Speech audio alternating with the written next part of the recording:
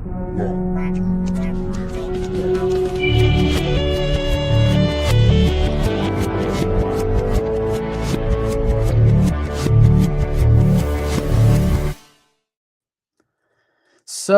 is independent music distribution about to change yet again? Is Spotify actually dying, or is that just wishful thinking? And who the hell is South by Southwest even for anymore? We're going to answer those questions today on this episode of Scratch Track Reality Check, the show where we're going to take the latest music industry headlines from the past couple weeks, drag them into the light, and then ask ourselves, is this news story or this new development actually helpful, or is it just overhyped nonsense? Because the truth is, most big music industry news doesn't actually matter to artists with your life, juggling families, jobs, just being busy people. And often what's good for the music industry is a very different thing than what's good for you, an individual artist. So we're going to dig beneath the headlines today. Then we're going to deliver our verdict on each story. Is this buzzworthy or bullshit? And who is our illustrious panel of cranky but loving skeptics today who's going to make this judgment on each story? It's me, Chris Robley, host of Scratch Track, my co-founder at Demo, Erica Parr, and Daryl Hurst of Indie Week, who I think is the czar of, what do I call you? The czar of Canadian cultural export. That's what I'm going to call you today. And let me get you all on here. What's up? Hello. Did I get your title, your fake title, somewhat correctly? Sounds good to me. All right. I'll have to change my business cards. Okay. Well, so Erica, you and we don't have to introduce ourselves on every episode that we do of this, but just since this is the first one, do you want to start and tell everyone a little bit about yourself, and then we can have Daryl say hey? Absolutely, sure. So my name is Erica Parr. I am the co-founder of Demo Education, and I usually take over the Brazilian Portuguese side of things, but I'm also a U.S. artist coach for Groover right now, doing the artist education part and creating content and resources for indie artists navigate the industry as well. And of course, I do these kind of adventures too, creating content and jumping in to drop my opinion here today. It's pretty excited for this one. Thank you, Chris. Yeah, nice. And then, Daryl, I want to tell everyone a little bit about you. Yeah, in short, started a festival just over 20 years ago called Indie Week in Toronto. So it's a festival and conference. Due to COVID, we launched an online platform called DIT, stands for Do It Together, all focused on helping everybody in the music industry. So ditcommunity.com. And this all leads to Music Export, where we have artists performing at other showcase festivals and festivals around the world. And that's called Nation by Nation. So education, connection, collaboration, and export is what we're all about. And I see you every time I travel, I see you, which means you travel more than me. I think that's how that works out statistically. I'm working on the points right now. I'm working on the points. So every time I get in touch with Daryl, every time I start by saying, where are you in the world right now? So I know if I wake you up or if it's the morning, and he usually answers with something, Vietnam, right? Jesus Christ. Which is a great place, by the way. I highly recommend it. Yeah, so to anyone who's watching, we're doing this live. You can leave comments, questions. If you've got a hot take on any of the news stories we're covering, feel free to join the discussion. And then how this will go is we're going to have 3 different news items. Erica's going to give us the sort of official summary. Then I'll turn to Daryl for his take on what the industry's take is of the story. And I'm sure he'll let some of his own opinions sneak out into that as well. And then I might try to apply the cranky lens of like, okay, is this a puff piece? Is this just the industry bragging about a bunch of hot air? Or should we actually pay attention to this as working musicians? So that'll be the format. Do you want to kick it off, Erica? Sure. Let's go to the first one then. Yeah. Sure. So indie distribution in the blender. Universal swallow City Baby Fuga has DistroKid eyes a big exit. Here's what's happening in the world of independent music distribution. Over the last few weeks, some of the companies you probably think has the UI backbone of the industry have quietly moved into the hands of global giants. Universal Music's Virgin Group has completed its acquisition of Downtown Music Holdings, the parent company of City Baby, Fuga, Song Trust. Yep, that's right. The same City Baby that basically invented music distribution, and Fuga, the tech platform that powers digital distribution for labels big and small. are now under major label control. The deal was nearly $775 million. That's a little buck. And that's not the only move shaking the market right now. DistroKid, another major independent distributor, is reportedly exploring a multi-billion dollar, I could not even say that, sell with bankers at Goldman Sachs pitching to potential buyers. Nothing is final yet, but it signals one clearly you move here, that the independent distribution world, once domain of scrappy artist focus startups, is becoming part of a bigger corporate game. So why should we care? Distribution is the pipeline that gets music into Spotify, Apple, TikTok, Instagram, all the platforms where you find you. So you need it. When the companies controlling the pipeline are bought by major labels and big investors, it changes who sets the rules, who sees and control the data, and who decides how revenues is split. Yeah. I should also do a little full disclosure that all three of us at different points of our life worked for CD Baby. So Yes. Yeah, Daryl, what do you think? Well, I'll be honest, I'm not that surprised. There's sort of two or three main points I would say about this is when I first started, my first actual job in the music industry is at a record store decades ago. And there was a lot of record labels back then.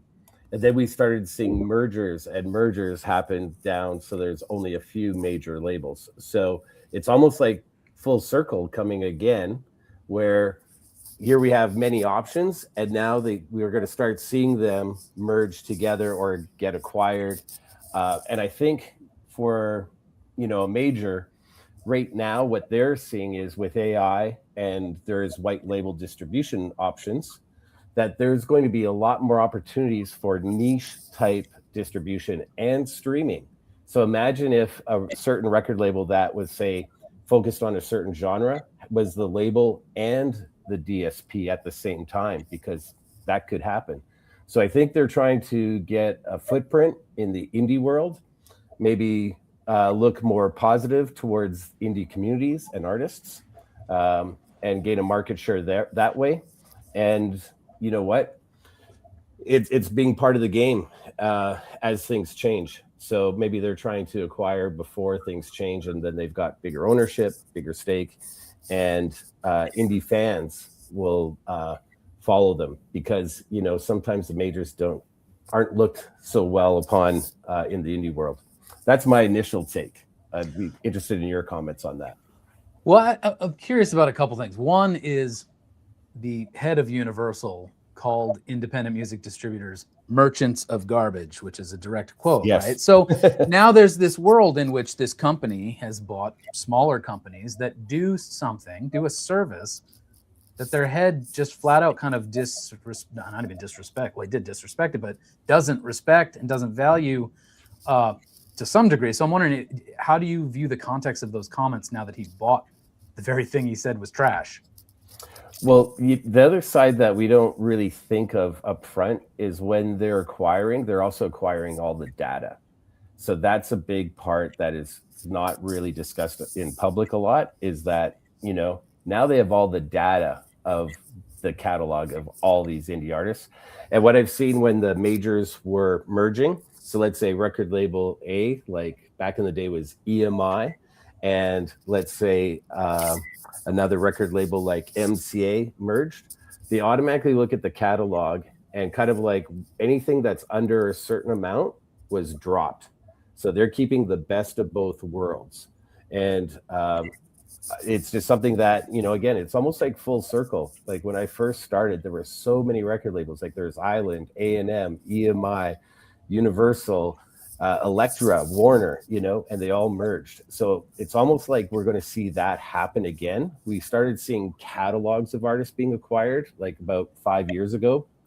Bob Dylan, Bruce Springsteen, all these like big catalogs being sold. So now the next stage is indies, and with Spotify, maybe they're going to set up their own DSPs as well and be all in-house, Yeah, well, so one probably obvious concern is that I just don't feel like there's a good track record in history of consolidation leading to better services and innovation. It's like everything gets shittier usually. Your airfare goes up and your seats get smaller and whatever else. It's like, so I kind of worry that the downward trajectory of customer satisfaction with a lot of distributors is only going to worsen as big dogs come in and buy them up and then want, you know, a little bit of a quick return on their investment doesn't usually signal like we're going to come in and really make everything better. So I guess I'm doubtful and skeptical that they're going to make the investments to improve this for the every person. I agree. And then if so, what will the barriers to distribution be in 2 years' time? Like, is it going to be much harder for your average new band or new artist to put out music? Will it be just as easy, but then you get canceled after a certain amount if you don't get enough activity? You know, I'm kind of trying to picture all the nightmare scenarios for niche musicians who kind of fly below the radar. Well, what we're going to see, I believe, is that anybody can do streaming, anybody can do distribution, almost like with some of the AI stuff that's coming. But again, it's almost like saying, well, anybody can open a music store, but does it succeed? You know, we all know how hard it is. Like Spotify tried to do distribution and like literally in 6 months, they're like, no, we're out. Forget it. It's too hard. That's a great story. Right? Which I'll just pat ourselves on the back. We all predicted. We're like, oh, they have no idea what, and they didn't even open it to everyone, and they were complaining. So yeah. So that's the thing is, you know, all the things that are being done as far as services and, you know, the distribution, it's difficult to do really well. And I think what we're also seeing is that artists are wanting a distributor to be acting like a label, which means marketing and services, where distributors really, if you think distribution is meant to be, we got it there and it is there and we're collecting money, that's it. So I think that's where the niche comes in, where anybody can launch their own service, but I think it might be more genre based. Like we distribute and we stream metal and we're really good at metal. And they build fan bases, because I think, you know, trying to get the connection with the fan is the most important thing right now, and really building fan base is where the sustainability truly is, and I think that's where we're going to see those niche platforms pop up, especially with AI. Almost anybody's going to be able to create a platform, even if it's simple. And the one thing that is really difficult in any of this stuff is something new is always around the corner 4 weeks away. And we didn't predict that. So the business is always changing, the direction is always changing. And in the publishing side, there's always new things to collect money for artists from, and that's difficult. So anybody can do it, but it's hard. And I think that's the big thing that we're seeing here. And with these majors wanting to be part of the game, they're taking ownership, but maybe a lot of times it's also kind of eliminating the competition at the same time as well. And I almost see that's a factor that's happening is in part of this. Yeah. Well, it's fascinating because I'll just make one last comment and then we can take our vote on whether this is BS or Buzzworthy news story. But there's all these different ways of managing a catalog and making money as a business doing distribution. There's like, real limited roster of artists who are high performing, and you try to either take a cut or, arrange some sort of licensing share, whatever. And then you try to provide kind of concierge service, like you're saying, label services, creator services type stuff, which is expensive to do if it's being done manually. Then there's just volume, our doors are open to everyone who makes music, and now everyone includes AI, and that's very problematic. But it's a pure numbers game, and kind of anything in between. So I guess I worry as expectations for the quality of artists of label services goes up, and yet things are flooded with AI. It's like, what is this going to do? The pricing models of these are we going to be dropping a new album in 2 years and checking out the pricing of DistroKid versus CD Baby, and it's actually like $400 for an album? Or is it going to be $1? I don't know how all this plays out, but yeah, it's hard to predict. It's hard to predict. All right. So should we do thumb? Let's see. If it's buzzworthy, let's do thumbs up. And if we think it's bullshit, thumbs down on this one. Can we explain our answer really quick? Yeah, totally. Okay. Okay. So here's how I'm conceiving of this, and you can tell me if this makes any sense. I think it's buzzworthy if an artist needs to continue to pay attention to it. So it could be bad news, but but there's substance that we need to keep returning to, and that would mean it's buzzworthy. If it's bullshit, it means whether it's good or bad, the artist doesn't need to pay attention anymore. They can check it off their mental list forever. Okay. All right. I'll say it's buzz. I'm gonna say out. All right. Absolutely. Okay, artists, you got to pay attention to this story as it unfolds. My apologies. Adding to your homework. All right, let's see. Story number 2.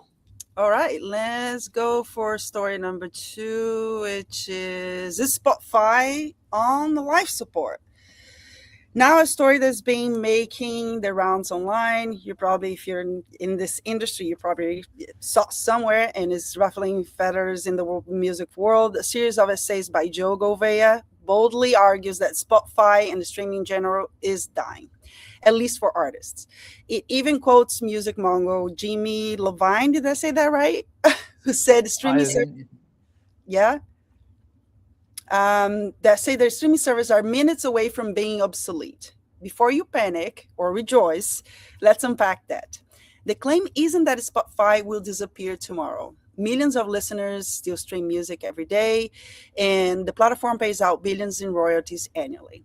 But there's the catch. The economics are heavily skewed towards top-tier artists and major labels, leaving most independent musicians with tiny per streams payouts. In his world, streaming has turned music into something like tap water, easy to access, but not profitable. And what Spotify provides is what he calls dumb pipes. The essay suggests that if you are an artist relying solely on streaming to sustain your career, you are missing the bigger picture. Streaming is excellent at finding listeners. It can bring new fans to your songs, sometimes in droves, but it doesn't help you build sustainable business because you don't really own those fans. So in short, the headlines might be dramatic, but the lesson is timeless. Stream can find fans, but you have to own the business. So what's their stake? All right.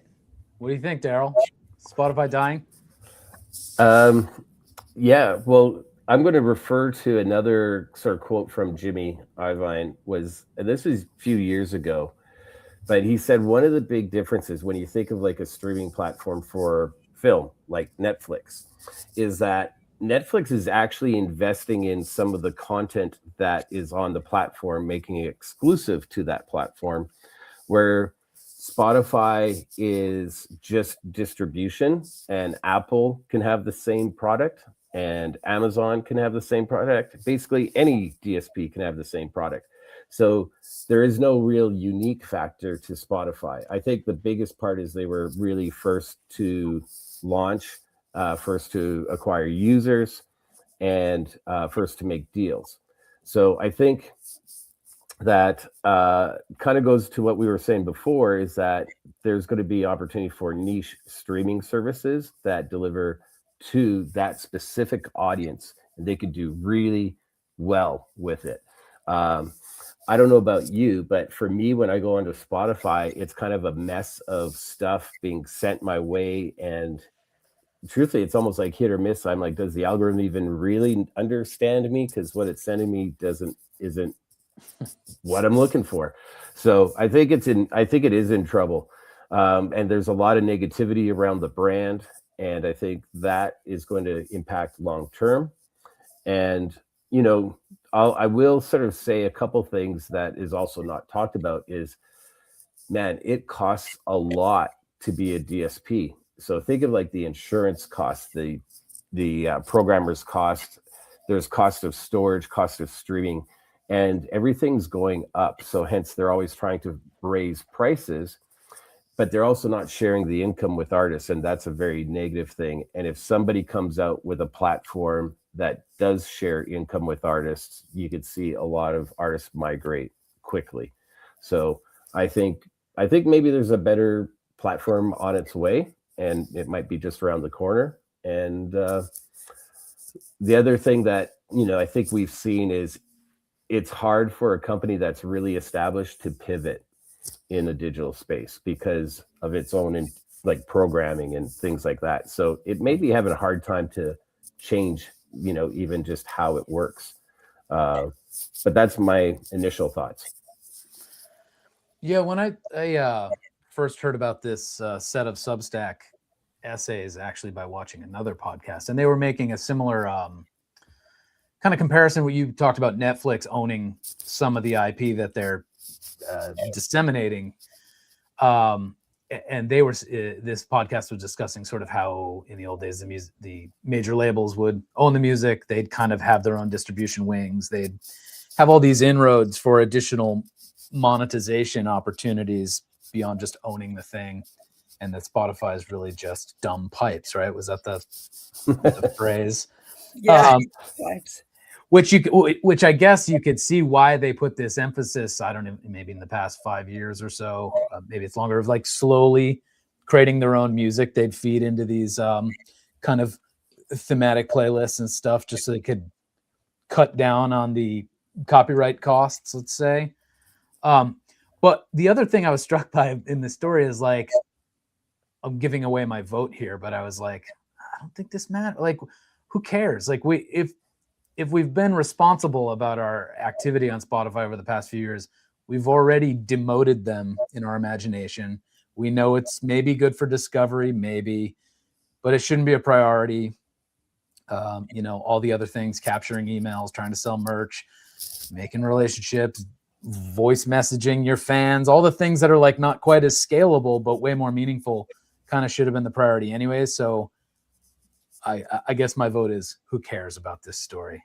Yeah, and something that I have been noticed with artists itself, there's less and less desire to streamline marketing efforts to Spotify. Why would you? Right?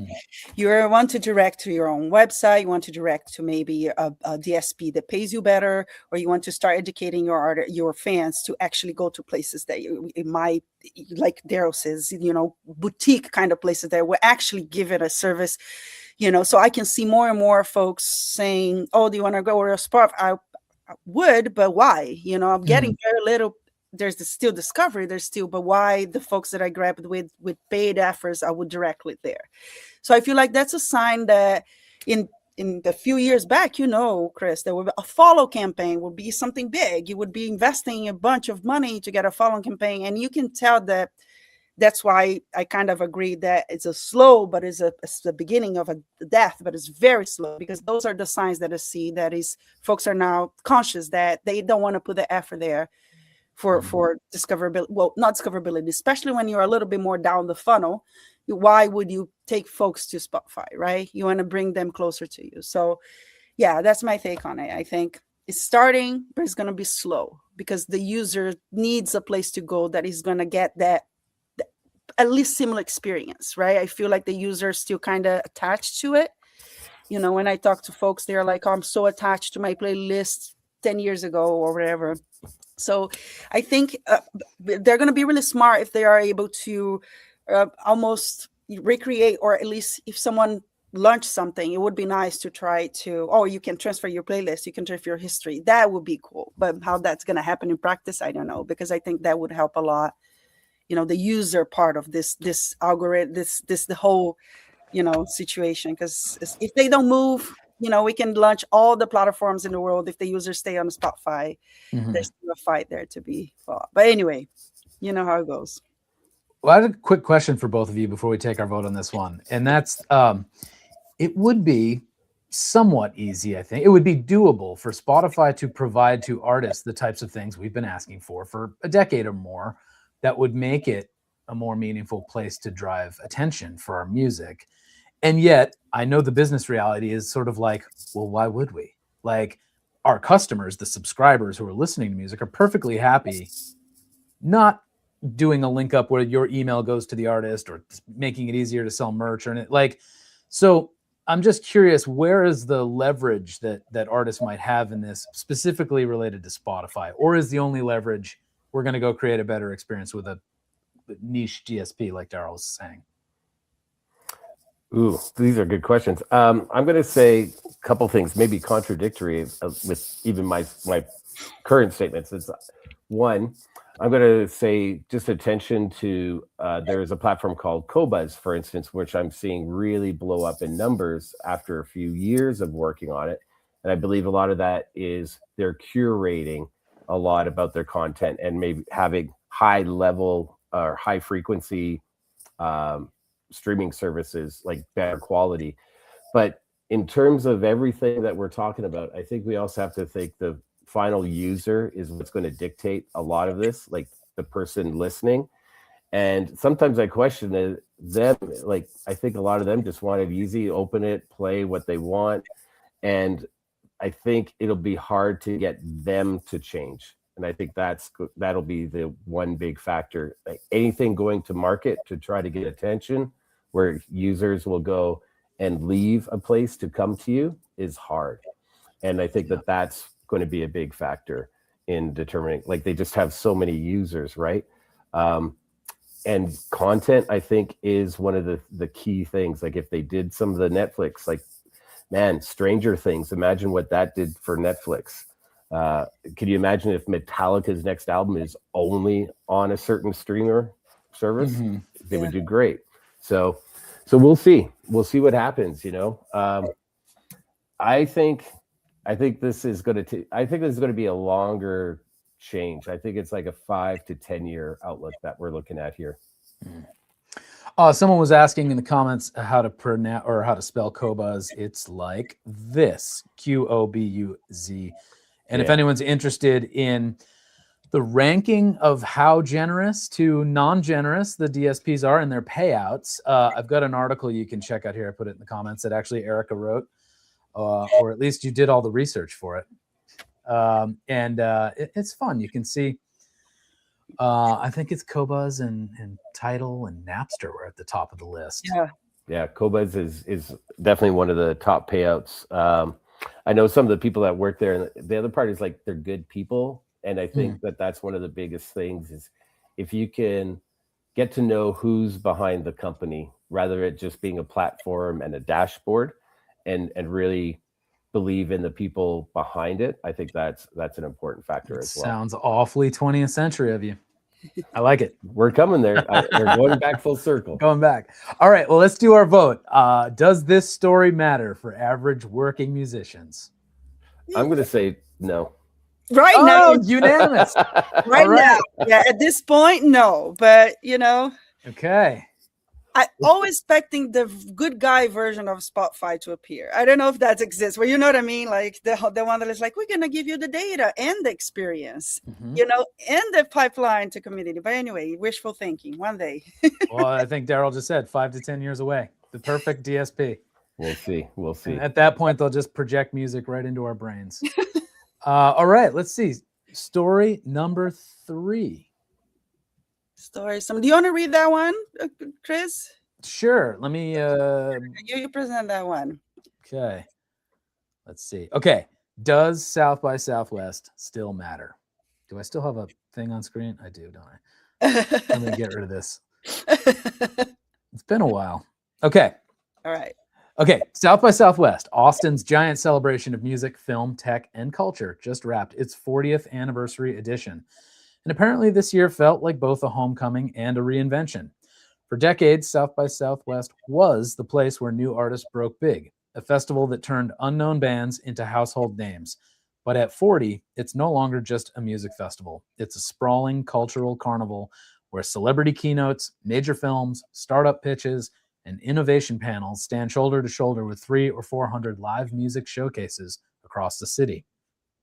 This year's keynote lineup included legendary voices like Steven Spielberg and headline performances from icons such as Alanis Morissette, reminding everyone that this is no small local event.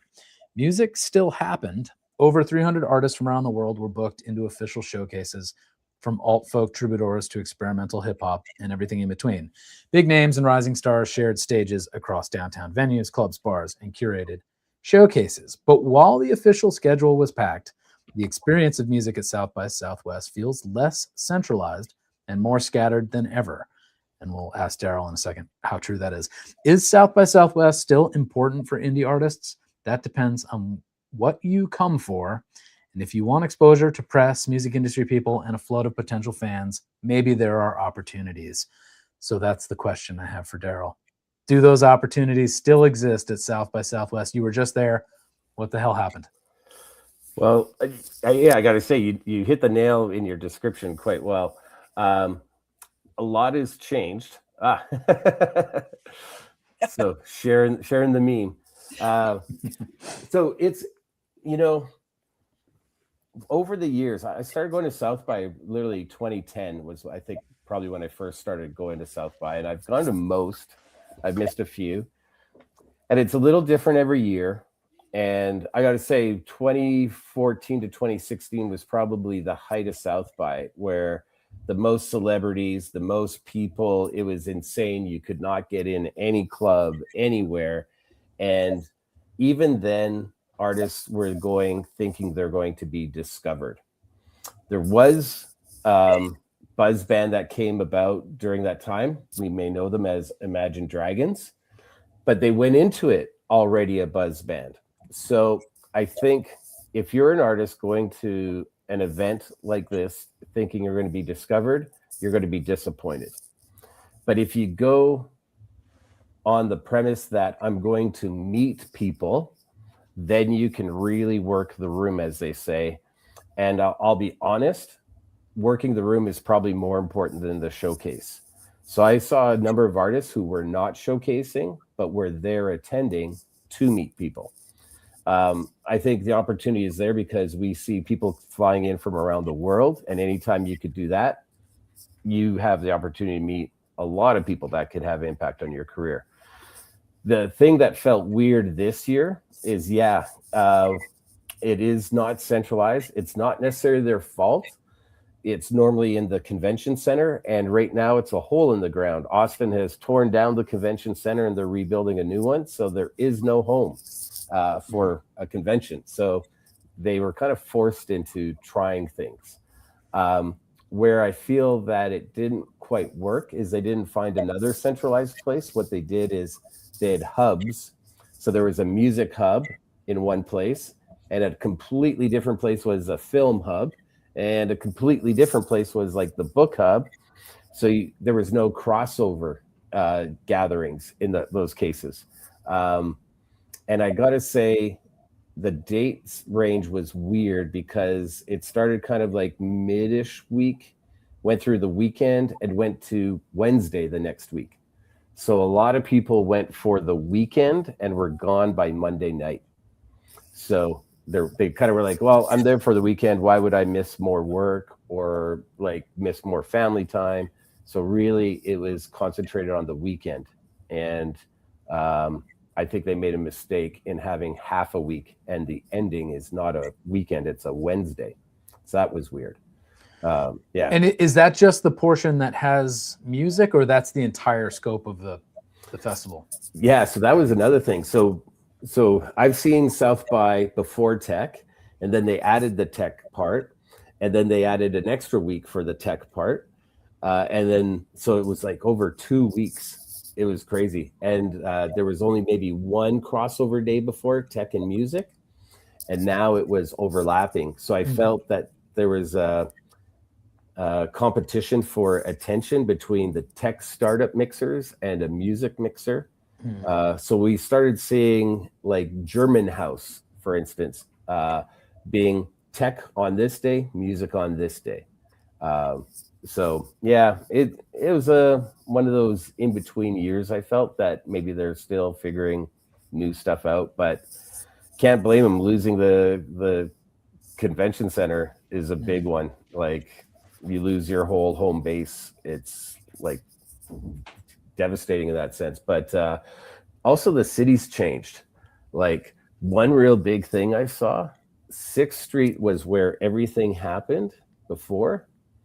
And this year, it was all like club, like not bands. It was like DJs, hip hop, no bands on 6th Street during the night. And it feels like it's migrated to East 6, which is across the highway. So that felt weird to me, big time. Were the DJs and the hip hop that was happening is in more of like a club environment part of South by, or that was just regular entertainment in Austin on 6th Street? And I think it's regular entertainment, but I think maybe they came out in more full force because it is South by. But yeah, it was like there was almost no bands on 6th Street. It was really weird. And so just so everybody can get a picture of this, so 6th Street is a main street, and then going in one direction is Red River, and then on the other side where the convention center was, there's Rainy Street, and 6th Street going down, you cross over the highway, and then that's East 6. And so it's kind of gotten, because that central hub was 6th Street, and now it's like, oh, you go over here for Rainy, you go over here for Red River, you go over here for East. So it's like farther to get to things. I never went to Rainy once. East 6, I think I went twice. And it's kind of like, it was easy to get around in this one area, and I ended up staying there most of the time. So I think that's another factor, is just it's really scattered in that sense. Well, if a musician was weighing whether they should go, considering they'd need registration, possibly airfare and or tour there and take time off work and whatever other expenses might add up to this trip, where do you think they should be at in their career before it's worth the trip? Or is it ever worth the trip? I think, I'll be honest, I think it's always worth the trip. Like, you can meet people. It's just, you have to have strategy in it. I learned this first time, and it's almost like you have to go to South by twice, because the first time you're kind of like just walking around going, wow, that's happening over here. Oh, I just missed that. Oh, is that? Oh, I missed that. So it's kind of orientation year one, and then year two, you kind of go, okay, now I kind of get it. My tips are, you should have all your meetings lined up a month before you go. Like, look who's going, email them, find one place that you're going to stay and have all your meetings in one place. The first year I was running around and I kept being late for meetings. So I just pick a coffee shop and I book at 10, 10:30, 11, 11:30, 12. And usually around 1, you want to stop meetings because you want to go to the mixers. You don't want to miss out on the mixers. So you can really concentrate on who you're going to meet by doing that. And a lot of people go hoping they'll randomly meet people, and then they're disappointed that they didn't meet quite the people that they wanted to. And then what would be is it equally valuable? My conception is B2B meetings, people in the music industry meeting each other, new partnerships, whatever, sure. But I've always been more skeptical of the idea that an artist could show up and get, book a bunch of meetings a month in advance and find benefit. But you're saying that is quite possible? Absolutely. Yeah. Okay. Especially, it's like, for instance, like German Music Export Office was there, Iceland was there, British was there, UK Focus Wales. Like, you get to meet the people behind all the events that's happening in all the other countries in one location. So it's kind of like, if Germany is a market that you're looking for, they have a whole delegation from Germany. There's a music export, and let's say you don't get the meeting, but they're hosting a mixer. You can go to the mixer and hunt down that person and talk to them, and they're open to it because that's what they're doing there. And the thing to note, they're promoting German businesses, artists, and startups. So the one thing that I find funny is, you always see a person going, here's what we're doing. And the other person goes, well, I'm doing this. And no one's buying. They're both selling. So that's the one thing to note, is often, note that they're there to sell, get the contacts, make the connections so they know who you are, and follow up. Follow up is the key. That's what I'm about to do right now, is all my follow-ups with everything. But it is worth it. It is worth it. Don't buy the badge if it's like outside of your budget, because you can meet everybody, and there's a lot of events that you can go to that you do not need a badge. So, and then you can get a motel that is 15 minutes down the road, not paying $400 and above at a hotel downtown. So there is lots of those options too. That's good to know. I don't know if it's Abby or Abe saying, learned this long ago at Midem. You go to Midem? The 1 year I was going to go was COVID year. So lockdown.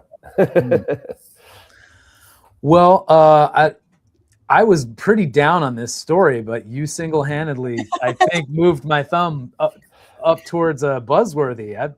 Suddenly I have renewed interest in South by.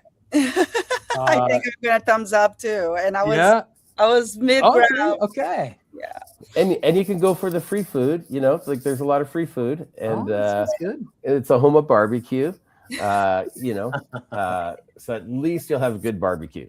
That's I think I had barbecue 3 times, so it was worth it. Nice. All right. Well, I think to review, what was our first story? Not the Spotify one. It was the sale of the independent.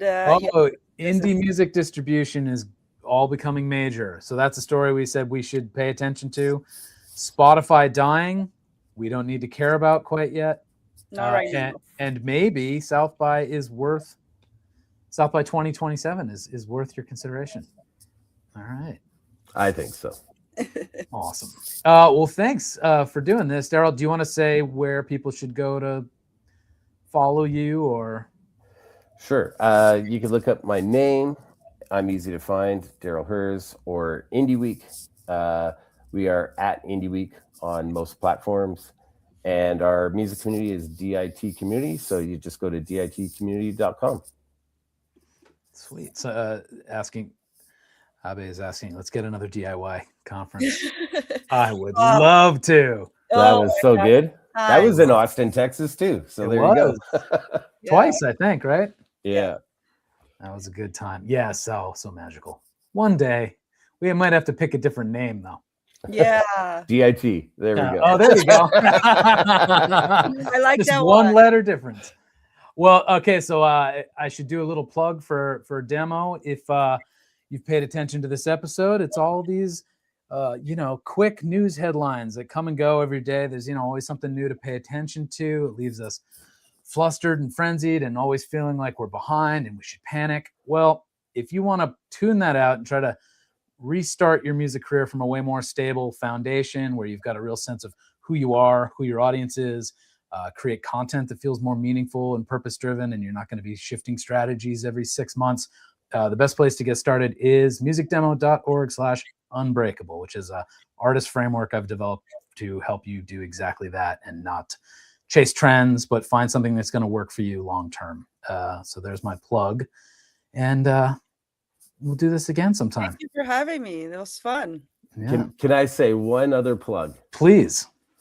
So everybody, I have to say this because Chris doesn't say it enough, but he's a great musician and you should go listen to his music. Look up Chris Robley on I'm Venmoing you right now. So yes, go or use Cobuzz. Spotify to listen to Chris Robley. Crap, I should make sure I'll be on Cobuzz, right? If is it part of the usual distribution? I think so. Yeah, right. I think so. Yeah, Chris has got you. some great music, so go check it out. That's so true. Thank you for the plug. All right, we got some. Thank you. Please do this again.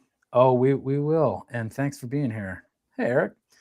Cool. Well, I might stick around for another 5 minutes if people have questions. I don't know if you guys got to go, but I'll have to jump out, but because I have Daryl again. Right. But thank you so much for having me. And yeah, this was fun. And thank you all for being here and sticking with us and our opinions. Awesome. See you soon. Right. Thanks, everybody. This is awesome. This is great. I really appreciate it. Appreciate you. See ya. Have fun in Toronto. Let's see. So does anyone have questions? I'm going to stick around here for 5 minutes or so. They don't have to be about the stories we just discussed. Let me put the indication here. Yeah. I'll give it a minute. If no one has questions, I don't need to answer any questions, but I'm happy to stick around for a sec. And yes, you can go watch this whole thing. I'm pretty sure once I close the stream out, it should be archived on YouTube.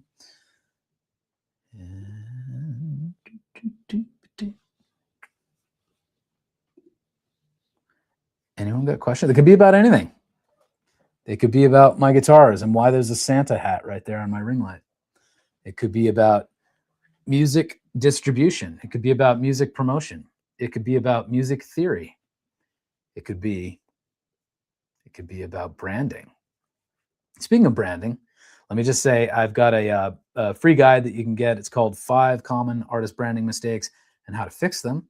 If you want to get that, go to musicdemo.org/branding. I think I put a banner here for that. Yeah, that's got the info. All right, no one's got questions, in which case I will say thank you so much for being here. This was fun to do, getting the, what's the term? Ironing out the kinks, getting the rust out, and figuring out how all these little graphics and stuff work. Oh, you've got a question. So yes, I do. I haven't used them in probably a year and a half, maybe 2 years. But when I did, I felt like they had a really good vetted network of curators and tastemakers and playlisters and stuff. If anyone doesn't know what Groover is, they basically are like a centralized hub for people who run playlists and influencers and stuff like that. And instead of you basically having to pay like a publicist or a playlist promoter or something like that, you can go and you make dedicated pitches basically to these people and you pay. So there's money involved, but what that payment guarantees is that your music will be considered. It doesn't guarantee any kind of placement because that would be highly suspect and fraud. But the payment basically ensures this person has an incentive to check out your music. And you can see as you go through their roster of playlisters and stuff, their preferred genres, their selectivity, like, you know, how many pitches do they actually accept music. So my last experience with Groover from a couple years ago was really positive. And when I still worked at CD Baby, I made a video for them, or for CD Baby, touting Groover because it had been really good for driving up streams for one of my songs, although now I'm completely forgetting which song it was. And one other thing I'll say is Erica just mentioned she works for Groover. She's, I forget what her title is, but basically artist education in the US. And she and Daryl were going over to do a similar live stream sort of thing, but for Groover's dedicated promotion community. I'm not sure exactly how that works subscription wise, but they have a tier where you get some extra support and promo advice. What do you think of college radio these days, to break a record? Okay, I'm going to just say up front, I have very little current awareness of how college radio promotion works. I used to really favor it as when people would ask me about radio, often they'd come asking about commercial radio, and I'd just say off the bat, like, forget about it. It's going to cost you whatever, $35,000 to do a campaign. If you're not on a label, if it's, there's going to be this one-off thing, then all that money is going to get spent. And even if you have success getting plays on commercial radio stations, it's not going to be sustained plays, most likely, in which case it's not worth doing, because the way that traction happens through radio is repeated exposure in the same market over and over and over again until the person, it probably happened to you with a hit song, you're like, I don't really like this. Oh, it's kind of good. And then finally, like, I love this song. The same thing has to happen on radio through just sort of a volume of exposure, and that's really expensive to do on commercial. And so a great alternative was college, or what I really like is just local community radio stations. So I definitely think if you have the bandwidth to do your own promotion for that sort of thing, or you can find someone who will do it affordably. And actually, you know what? I have a friend who does that. If you want to, are you on my email list? If so, I'll just say, send me an email and I'll send you their contact information if you're interested in working with a promoter whose focuses specifically on college. Anyways, I guess I had more to say, though it wasn't definitive. Asking because I had issues with one of my songs ending on an illegal playlist, and then Spotify took down one of my EPs. I think it might have come. Oh God, that's not a glowing review. Normally, what I've always heard about Groover is that they have like human curators. They have this personal network that they've built up, so you can kind of trust them more. Maybe that's not entirely true if your experience led to one of your songs getting botted plays and then you got booted, which really sucks. I'm sorry about that. I think I know who your distributor was, and I think I know they weren't very helpful about any of it, were they? Oh, okay. Yeah. So just you should have gotten one or more emails from me at this point. Just respond to one of those, and if you're interested, I'll send you this person's contact info. No, it's not. Although that name is familiar. Do I know? I'm not sure. Well, cool. What's everyone up to? What's everyone's next big musical ambition, project, adventure? Anyone in the midst of making a new album? Does anyone make albums anymore? I do. I started one about 1.5 years ago. Flew out to Oregon, worked with my friend Jeff Saltzman. And we got like 90-something% of the way there tracked and recorded. And then I flew back to Maine, and there it has sat unmixed. I think I have to add a couple guitar solos and maybe some background vocals, and it just is sitting there in the can. Isn't that a shame? One day I'll have the bandwidth and funds and babysitting to go back to Oregon to finish that album. Powderfinger promo. No, I don't know them. But they must love. Isn't that a Neil Young reference? Okay. Well, thanks again for being here. I'll see you, I think in 2 weeks. We're going to try to do this every 2 weeks. Erica and I will always be here, and we're going to try and have a rotating guest of friends and industry experts. Some of them might be like Daryl, who are kind of advocating for artists. Sometimes we'll try to have artists.